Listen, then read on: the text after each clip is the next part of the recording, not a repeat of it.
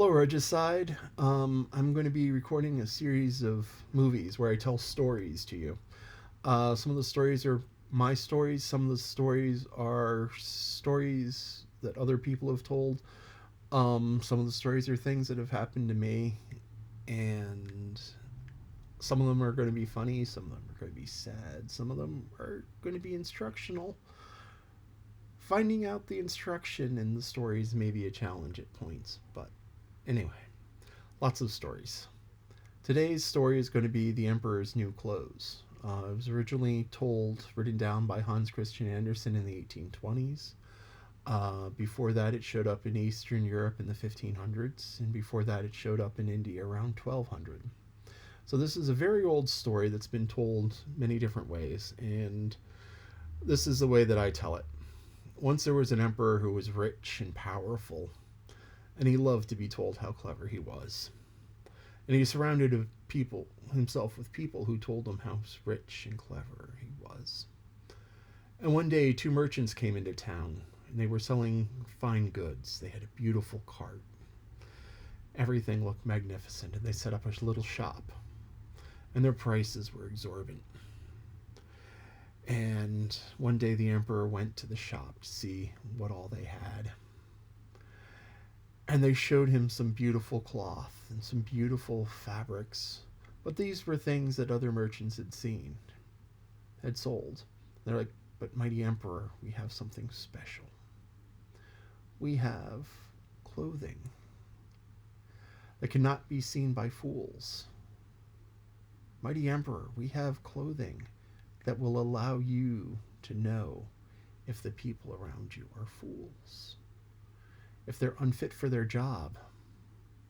The emperor's like, I must see this. So they went into the back and they brought a small jeweled box.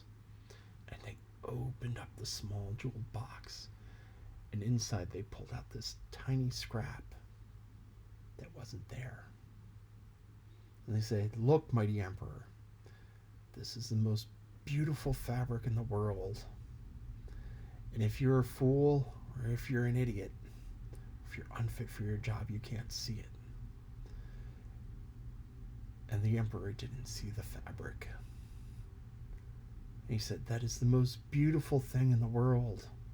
The way the light dances, the way the colors move. And he went, and he blew. And the fabric danced. Or he said it danced because it wasn't actually there.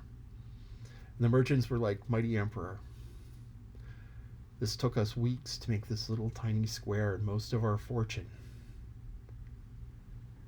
If you want, if you supply us with the things that we need to make it, we can make you an entire suit. And the emperor was like, a suit that's that beautiful and that magnificent. The merchants were like, yes, but it'll be expensive.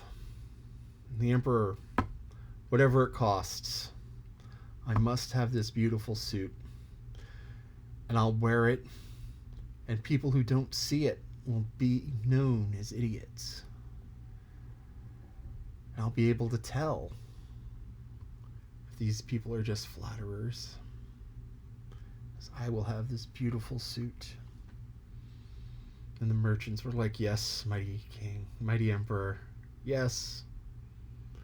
You'll be able to hold up this your shimmering coat and say, look at this and tell me the colors. And if they're an idiot, they won't see the colors, and you'll say, aha. You don't see my beautiful suit. You must be an idiot or unfit for your job. And so the merchants gave the king a list. They needed miles of silk. They needed gold. They needed emeralds, rubies, sapphires. And the king provided from his storehouse. He gave them gold, he gave them silver, he gave them silk and pearls and rubies and emeralds and jewels of every kind and color. And the merchants set up their looms. And the king came back. And he saw them working on looms, but the looms were empty.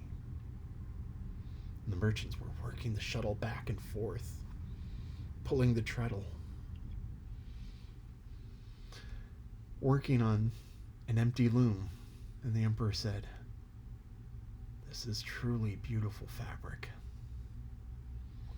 And the merchants are like, "Yes, and we dyed it specially. We have means." Merchant picked up an emerald. He said, "We can take the red from the rubies and the green from the emeralds. We can take the green from the emeralds and pull just the green out of the emerald. We pull the red out of the rubies and the blue out of the sapphire and the purple out of the amethyst. And we can pull all of these colors out of the gemstones. And then we can take the very soul of the silk. You know how silk is nice and soft. We can take the softness from the silk and wrap the red from the ruby around it. That is the magic of this cloth. And then we spin it, work it into the loom. And the emperor, this is truly a magnificent thing." And so the emperor went away. And the two merchants, the con men, the liars, kept working the empty loom, kept piling the gold in their cart, and the rubies and the emeralds and the silk, every day asking for more. And the king sent down his advisors, and he said, "Tell me the progress of the suit." And one said, "Oh, king, the coat is a mighty red. It's a red that I've never seen before." The second advisor said, "The pants are the most beautiful blue."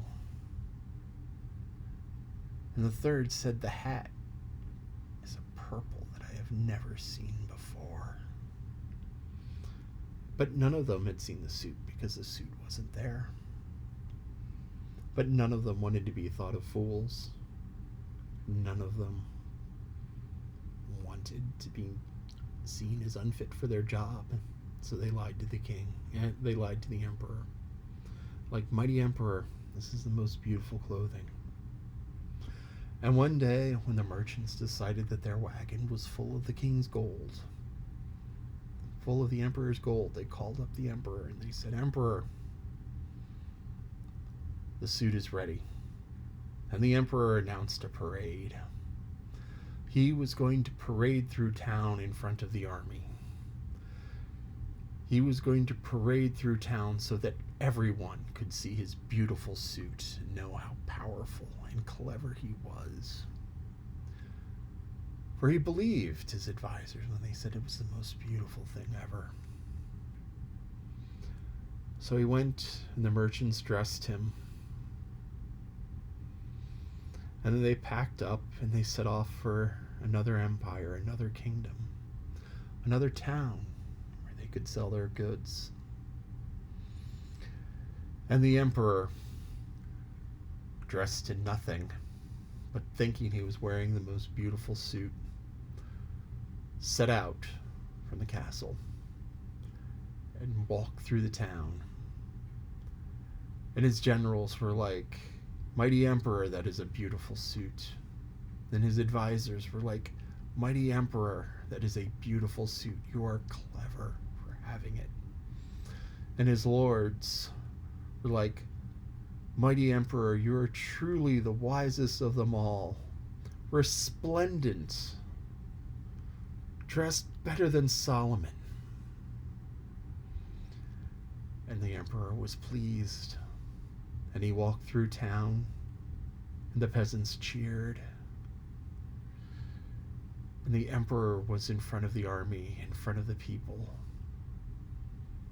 until one young child shouted out, "The emperor is naked." And everyone realized that if the child, who couldn't possibly be unfit for being a child, realized that the emperor was naked, that the emperor must be naked, and that everyone was lying about seeing the emperor's new clothes. So that is the story of the emperor's new clothes. There are a bunch of things that you can take out of it. I'm not sure how realistic the ending is, but anyway, I hope you enjoyed this story, and I will be making more. Next time, look for the Three Billy Goats Gruff.